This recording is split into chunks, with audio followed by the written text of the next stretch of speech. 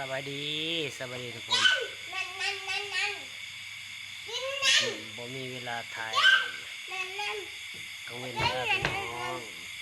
คำแหละ7 โมงปลายแล้วพี่น้องทำมัน7 โมงปลายเลยทำผมประมาณนั้นแหละทำเ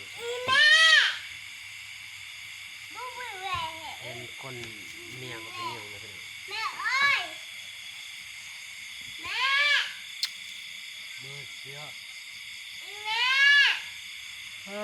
เมื่อยท่านผู้ชมแม่เอ้ยก็ให้แม่อีแม่คือว่าอีแม่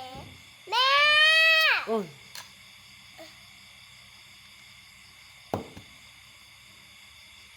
บ่มีเวลาถ่ายกังเว้นนะท่านผู้ชม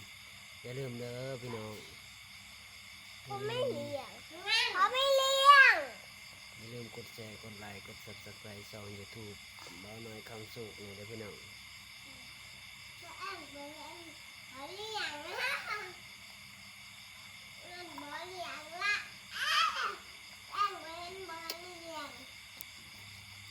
ใส่ครีมอันนี้พี่น้องก็ใส่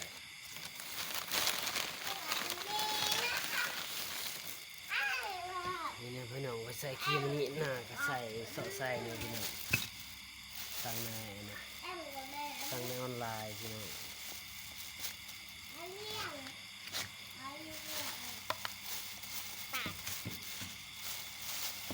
นี่นะท่านผู้ชมก็สั่งครีมอันนี้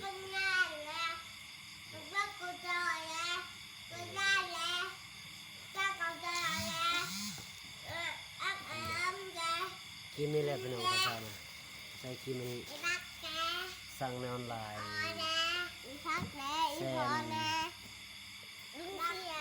แสน60พี่น้อง160,000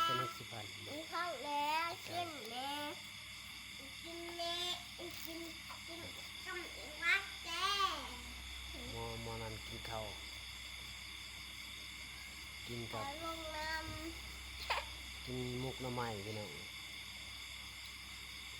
บ่มีเวลากังเว้นบ่มีเวลาถ่ายพี่น้องอย่าลืมกดแชร์กดไลค์เป็นกำลังใจนี่ได้พี่น้องก็อย่าว่ากันหน่อยอย่าว่ากันหน่อย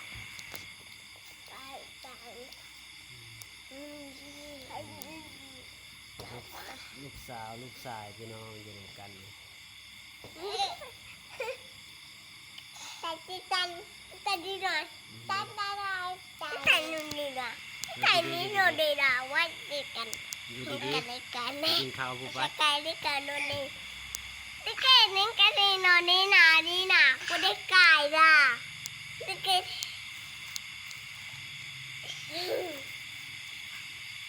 ไก่ดูเหมือนนี่หน่อยไก่ดูตาแหก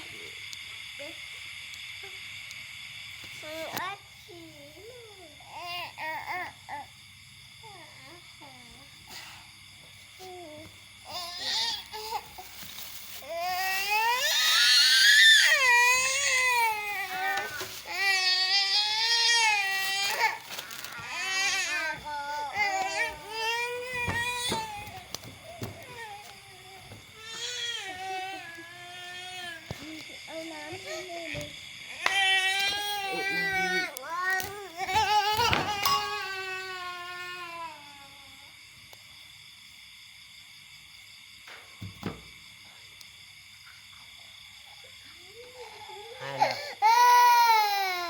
ล้วเห็นบ่มันให้แล้ว